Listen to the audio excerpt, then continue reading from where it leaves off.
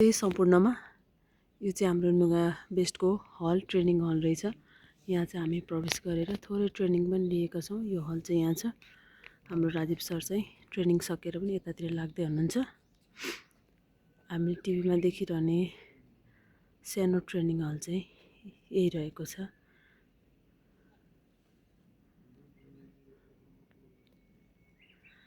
म हजुरलाई यो भित्र लगेर पनि देखाउने छु।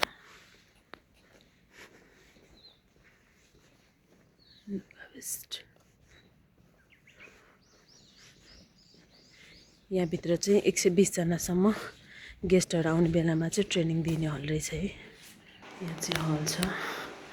यहाँबाट भित्र यहाँ चाहिँ नेपालबाट भनौँ अथवा 135वटै राष्ट्रबाट आउने हाम्रो ट्रेनरहरू, हाम्रो सञ्चालकहरू, एमडी सरहरू चाहिँ यहीँ आएर चाहिँ यसरी हामीले चाहिँ ट्रेनिङ दिने हल चाहिँ यहाँ बनाइएको छ है।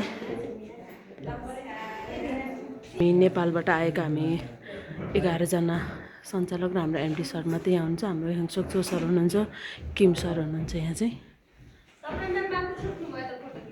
हाम्रो सरहरू यता हुनुहुन्छ।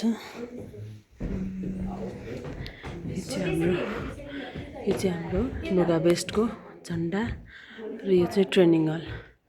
यहाँ चाहिँ 120 जनासम्म हामी चाहिँ सरहरूले चाहिँ कोरिया आउँदाखेरि हामीलाई ट्रेनिङ दिने ठाउँ रहेको छ। एकदम राम्रो। हामीले पनि छोटो एउटा ट्रेनिङ यहाँ लिइसक्यौँ।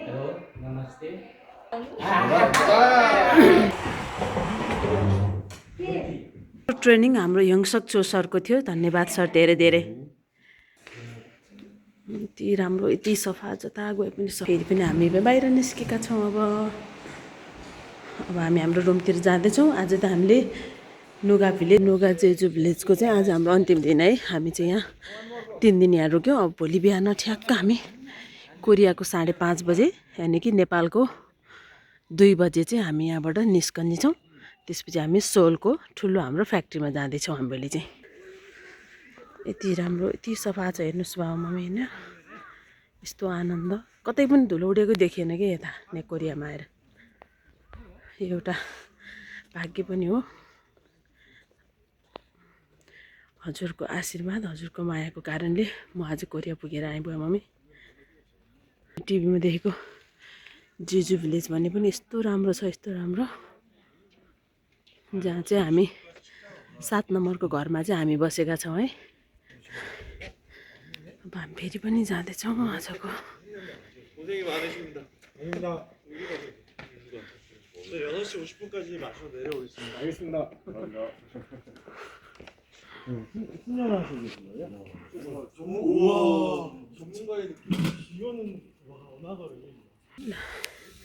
एक दुई तिन चार पाँच छ सात आठ 9वटा रहेछ यो स्विमिङ पुल। यो चाहिँ हामीले पछाडिबाट खिचेको भिडियो थियो। यसलाई चाहिँ म अगाडिबाट पनि खिच्छु है त।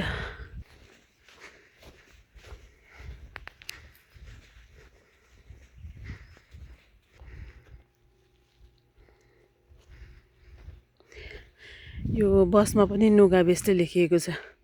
यो बस चाहिँ हामीलाई यहाँ बसुन्जेल यही बसमा हामीलाई चाहिँ मजाले ट्राभल गराउनु भएको थियो।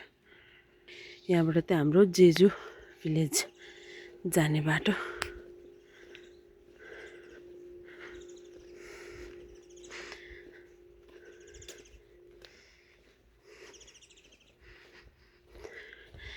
यो चाहिँ अर्कोपट्टि साइडबाट छ है।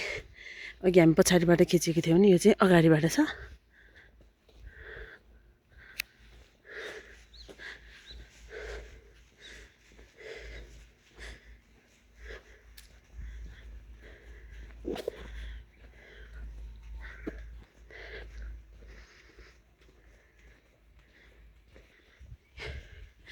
यो घर हामीले टिभीमा हेर्दा चाहिँ सानो सानो जस्तो देखेको थियो होइन, तर यहाँ आएर हेर्दाखेरि चाहिँ यति राम्रो होइन। त्यो फोटोमा मात्र देख्दा चाहिँ होइन होला यो जस्तो फिल भएको थियो, तर यहाँ आएर आज आफू स्वयं बस्दा चाहिँ एकदमै वाउ भएको छ कि। एकदमै रमाइलो, एकदमै रमाइलो, शान्त, सफा। यो 505 501 हामी बस्ने घर चाहिँ अझ आउँदैछ।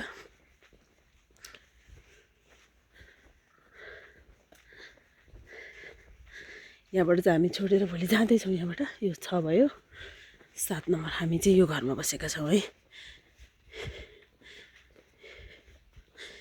यसमा चाहिँ हामी नेपालबाट आउनुभएको सञ्चालकका म्यामहरू चाहिँ यसमा बसेका छौँ। हाम्रो 2 जना सञ्चालक सरहरू चाहिँ यता 8 नम्बरको घरमा बस्नु भएको छ। यसमा हामी चाहिँ यसमा बसेका छौँ। राजीव सर उता बस्नु भएको छ।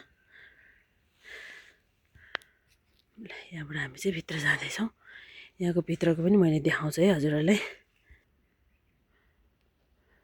हामी बसेको चाहिँ 701 नम्बरमा बसेका छौँ।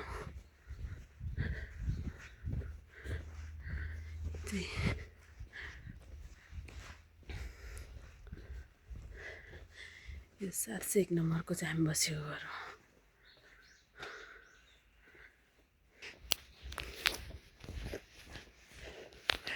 यता चाहिँ फेरि फलफुलहरू चाहिँ जता गए पनि फलफुलहरू यति राम्रो राम्रो फलफुलहरू फलेको कि हेर्नु न, आँगन आँगनमै कस्तो मजाले फलिरहेको छ। यहाँ पनि यता अगाडिको दृश्य त झन् भन्नै पर्दैन, यति सुन्दर छ, यति सुन्दर छ। हेर्नुहोस् त, यो हामी बसेको ठाउँ, हामी चाहिँ यसमा बसेका छौँ।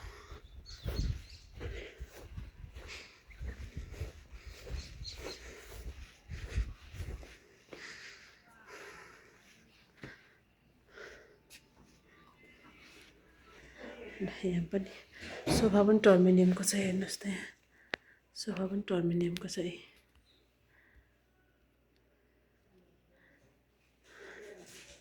रुममा आइपुग्यौँ हामी चाहिँ।